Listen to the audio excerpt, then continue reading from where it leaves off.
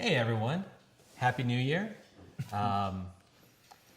This is another episode of Dorkside Cookies, and we've gotten together for our post Star Wars Rogue One review.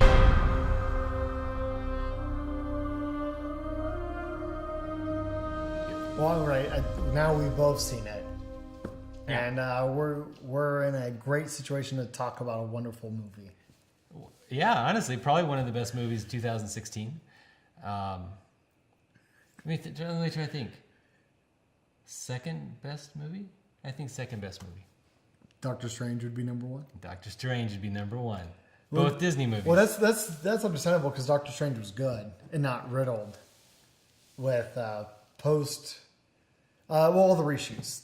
This movie was hosed with all the reshoots. I think it was hosed when the original director filmed it and didn't have a firm grasp on how to make a billion-dollar movie. I don't even know what the original director was doing. No, I mean, right, like that's almost unfair just because we don't know what he was originally doing. A lot like the original version of Suicide Squad Sure. or BVS. Yeah. So who knows? I suspect he wasn't making a Star Wars movie, is what I suspect he wasn't. Yeah, but that's still the studio's fault for don't pick that. No, because one of the weirdest things, like one of the stories that came out of it, is he went to the studio and was like, "Hey, here's my idea. I want a war movie. It's going to be like this." And the studio was like, "That sounds great. Let's do it." And then they saw what he shot and the rough edit or whatever, and the studio's like, "Oh God, this isn't what we wanted. Why'd you hire him then?" Well, I wish that Warner Brothers had said, "What? This looks like the Murderverse. This looks like 300. Yeah. What are you doing here?" No, yeah, that's very valid. Like I don't, I like Zach a lot. I really do respect him and like a lot of the work he does. Yeah. But It's yeah, beautiful. I think it's beautiful. Yeah, looking back on some of his other movies, I would kind of expect WB to go like, Zach, can you shoot this for us? We're gonna get somebody else like write the movie or whatever. Yeah. Yeah, but no, like what I'm talking about, I'm not. The more I think about it, the more I'm not a fan of Rogue One, and it's because of like boring characters that don't have arcs, that are like really flat and two-dimensional. Yep. And another almost Mary Sue with Jinro, who got a lot of things that we didn't actually get to watch her earn along the way.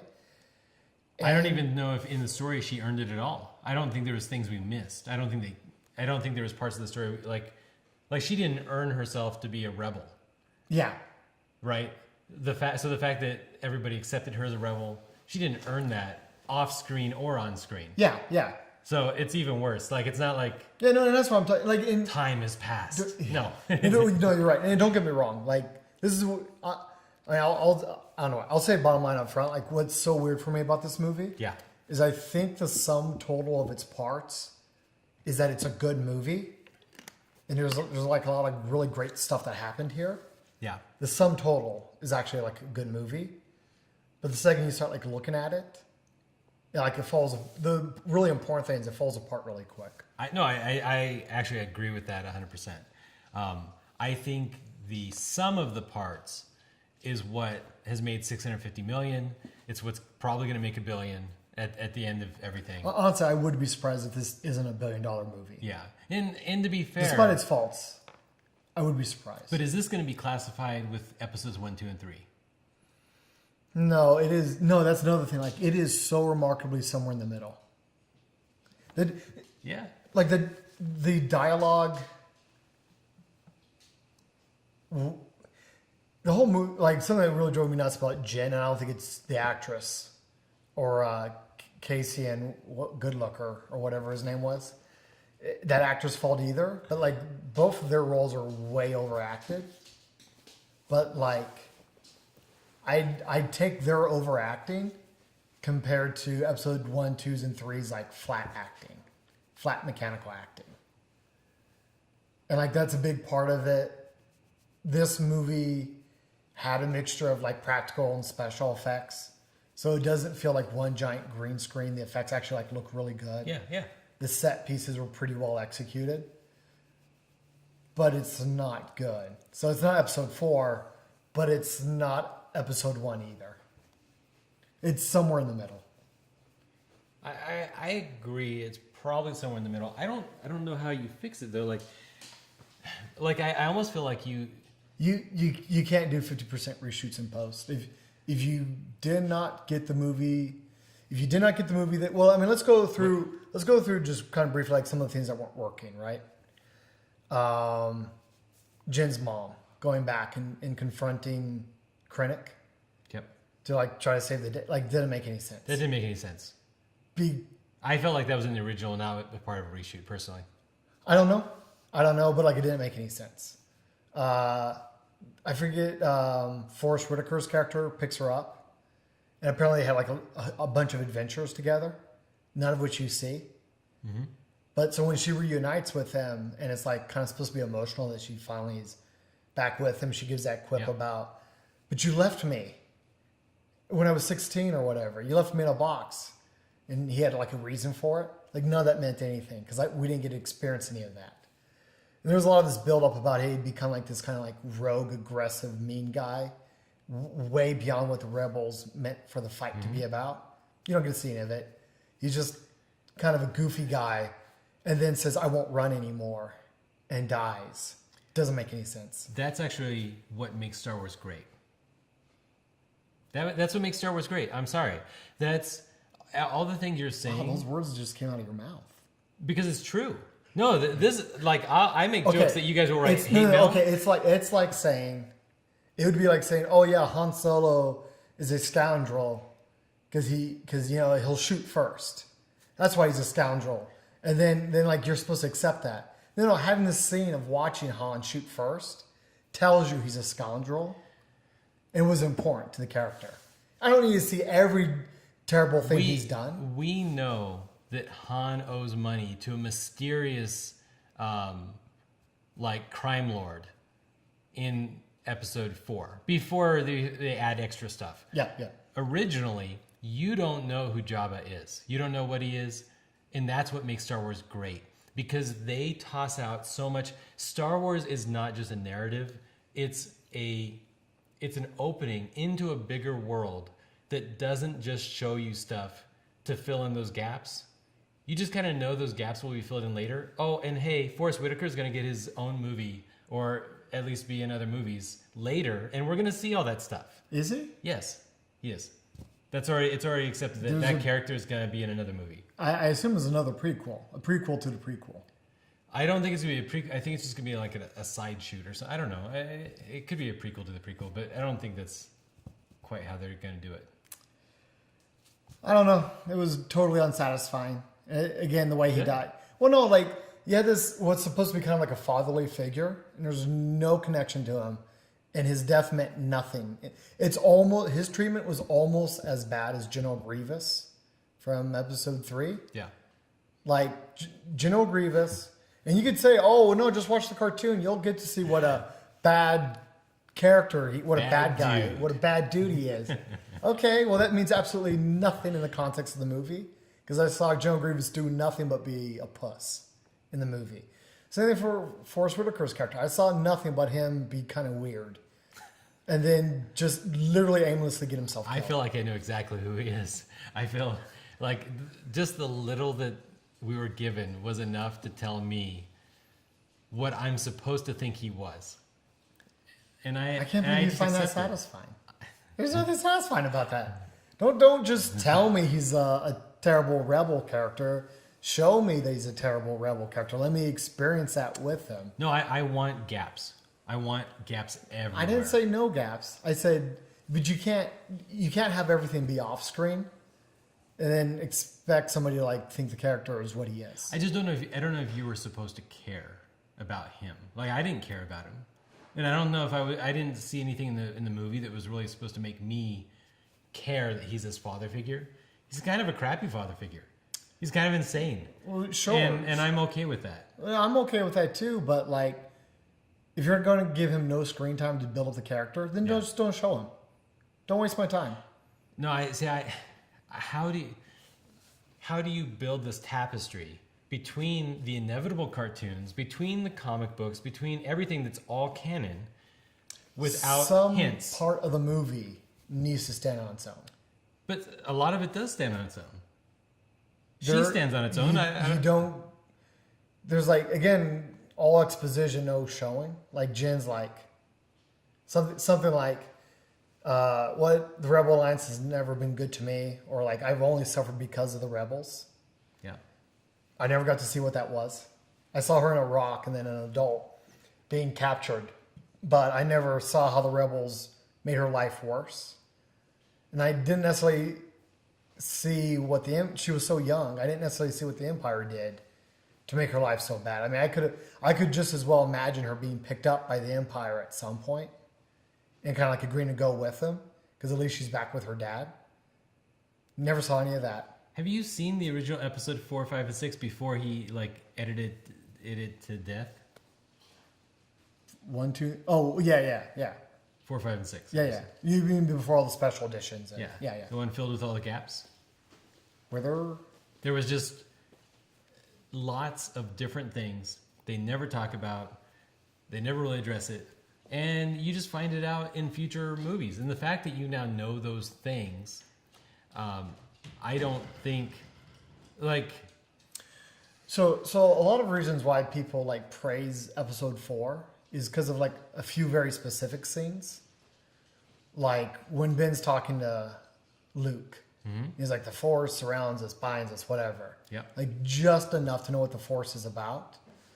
So later on when Vader's like, I feel, an old presence I haven't felt in a long. Oh, that's the Force, that they talked about that already. Or that really amazing scene inside of the Death Star where they're like, oh, nobody believes in that old religion and magic and sorcery of yours, Vader. And then Vader chokes that guy out, showing you what that sorcery and magic can do. And then Grand Moff Tarkin's like, hey, Vader, cut it out. Oh, told you so much. One, the Force is real because you just watched it happen. Yep. Some people don't believe in it. Oh, and by the way, Tarkin is in control of Vader. So you kind of get like the relation. Sure. There was exposition, but there was also action at the same time. You're saying that Rogue One didn't have action?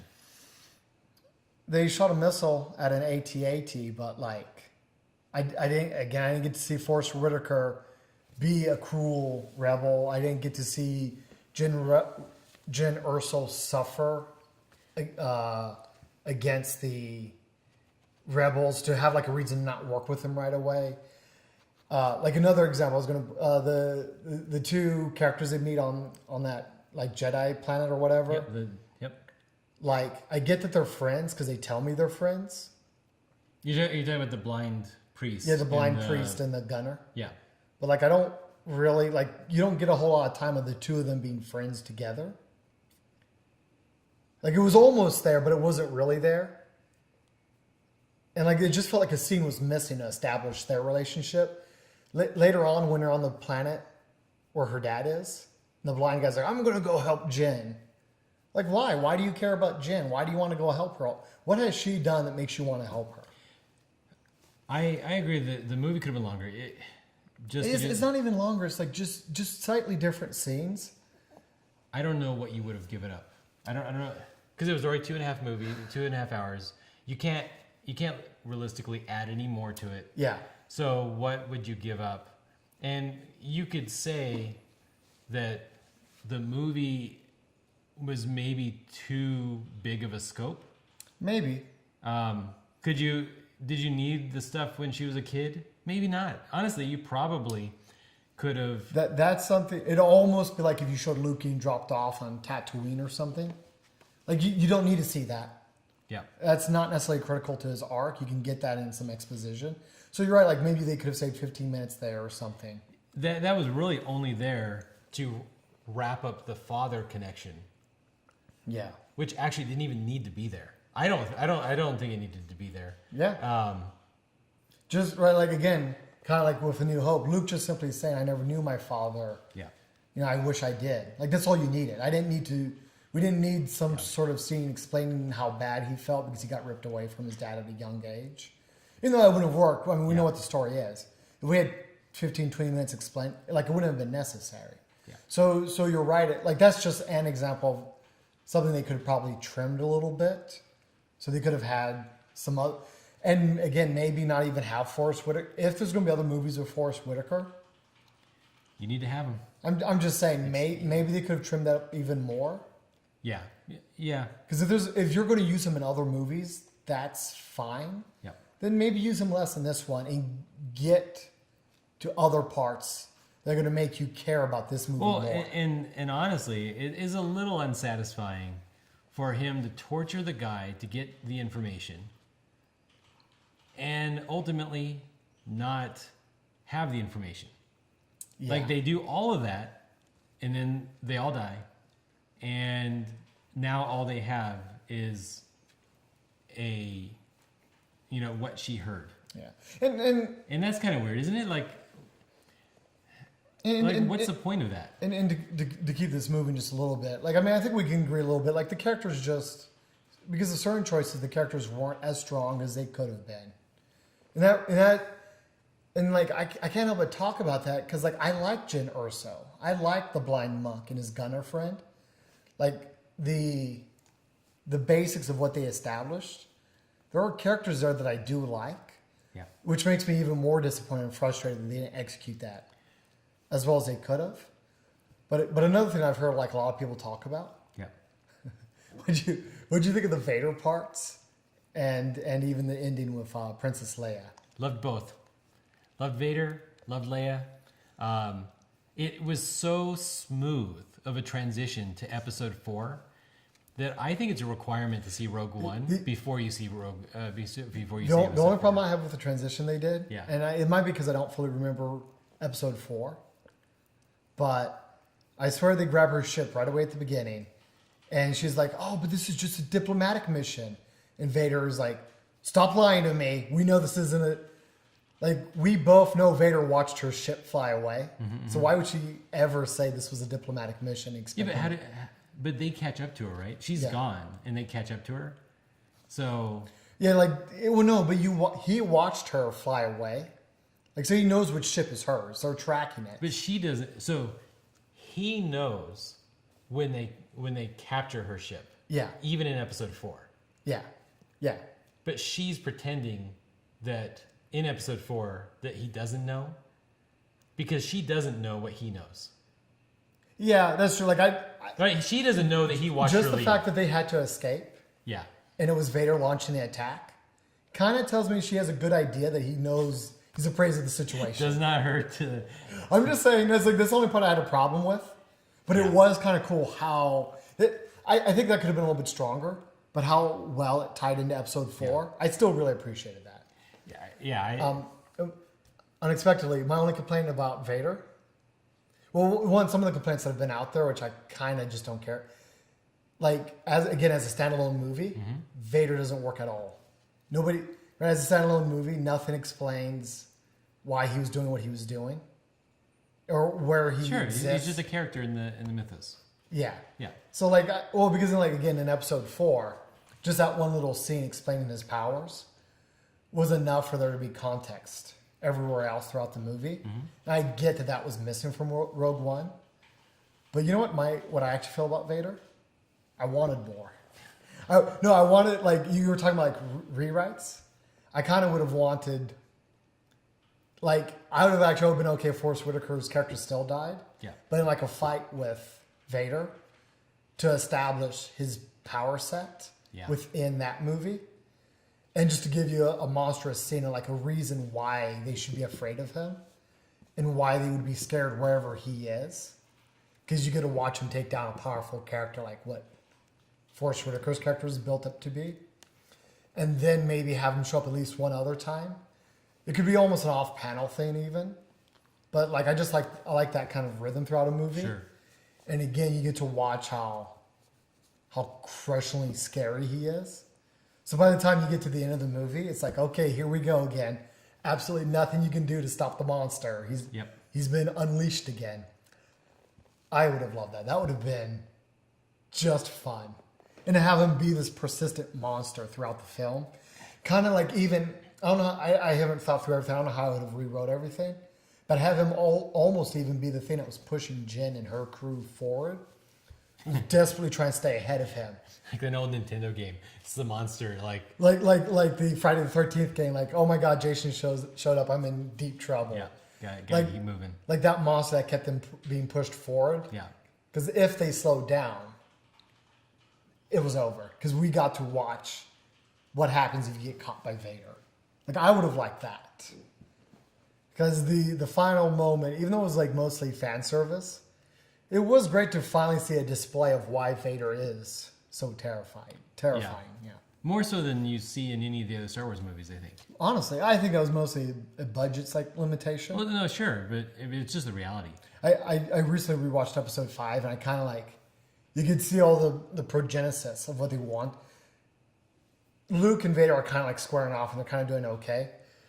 And Vader finally beats Luke when he just starts throwing the room at him. Yeah. And I can imagine, like, it was kind of dull because, special effects have gone far. But back in the day, watching that for the first time, like, that would have been fucking, like, out of nowhere, the room is attacking Luke. Yep. And Vader's like, you know what, I'm done with this. Like, oh, well, that's kind of, like, shot today. Yeah. That could be, like, really actually quite horrifying. It's really, it's kind of a shame because we're not going to get to see that much more Vader, I don't think. They're going to do a couple more movies set at the same time period. They'll sneak in a couple more, like... Sure. But, like, I mean, since his whole story was told, and this led right into episodes 4, 5, and 6, Yeah. how much more Vader can you really have? I don't know, but I'm sure there's been, like, so much talked about with Clone Wars, so you could get, like, more Anakin and Obi time. Because I feel like there is still a huge period unexplored that kind of explains... Like, right, so far the transition between the Senate to the Empire is kind of wonky. Yeah, I mean, because it seems like there still is a Senate in Rogue One. Well, there is, right? Again, world building, which they handle at the beginning of episode 4 when you first see Vader and Tarkin. They say something like, Tarkin's like reassuring everybody, hey, it's okay. The Emperor just dissolved the Senate. But so now we have absolute control. Oh, but how's that ever going to work? Well, the regional governors will have control of their territories. Mm-hmm. And that's how we're going to maintain control. And we don't have to worry about any Senate getting in our way anymore. Like, so there was a bit of a transitional It just, so far the way it's been shot, it feels like, Palpatine gains control. And then, like, a year later, we got the Death Star and all this horribleness. Yeah. And I feel like there was a little bit more of a transition, a little bit more of a subjugation. Vader had to do more work to get the Emperor what he wanted. And I feel like there's opportunity there to have like a really interesting movie with Vader and as he struggles to get... Wait, where he's the protagonist? The anti-hero, even, maybe? Well, an anti-hero is a hero who doesn't have classic traits. I don't know if he's going to be a hero in any form. Or finally commit to the horror movie format and have Vader be a monster throughout the entire thing, crushing the last remnants of the Jedi Order. I know they made it look like it was Obi-Wan and Yoda were the last remnants when they ran away. But no, come on, there's other Jedi. 5 Jedi are trying to like stop Vader, and that's the last bit he's got to crush. So the last hold of the old Republic is wiped away. I usually find it kind of unsatisfying because I don't enjoy watching protagonists who I wouldn't want to be. And you don't want to be a Jedi? I don't want to be a guy who murders Jedi. Oh, yeah. So you wouldn't want the protagonist to be Vader. Yeah.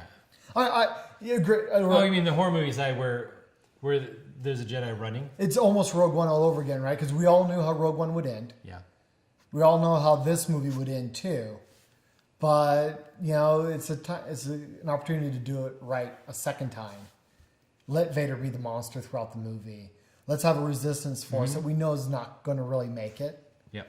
But it fleshes out Vader a little bit more. We get a little more Vader time. Like, I'd be okay with that. I'd probably buy tickets again. How'd you feel about cartoon Grand Moff Tarkin and cartoon Leia making an appearance? Okay, so I saw it in 3D and you didn't, is my understanding. Yeah. And apparently that might have made a difference. In 3D, what I felt like, and I'm very curious if anybody else feels the same. I felt like it was almost like they put a filter over the whole scene so that even, who is the main villain? Krennic. Even Krennic. Director Krennic. Even Director Krennic. I think that's how you pronounce it. Looked a little bit like he was CG. The walls looked like they were CG. Like everything looked like it was CG. And because of it, I was actually amazed at how much the CG character looked like he could be real because everything else looked like it wasn't. And I thought that was intentional. But then the people who didn't see it in 3D often seemed like they didn't like him. Ultimately, in the end, I was okay with Tarkin. I feel like they wrote themselves into a corner by even having Tarkin in there. Sure.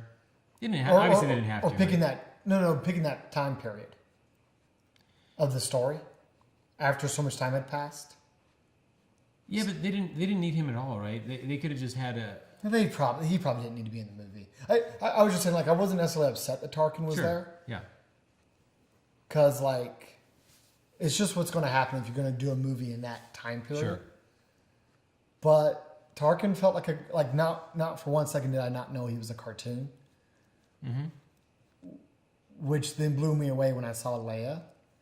Because I was like, wow, she actually, like, looks incredibly good. Like, it was just the opposite of whatever... It just kind of weirded me out because it was the opposite of what everybody else... Yeah. Tarkin was okay. I'm still okay with it. But he was like a cartoon.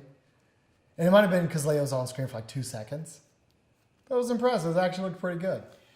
I liked it all.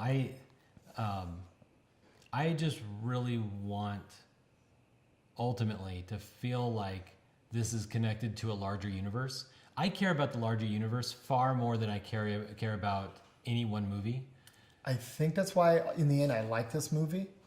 I mean, not passionately. Yeah, sure. But because the character sucked and like that kind of... Right? I mean, that kind of dampers the movie. Yeah.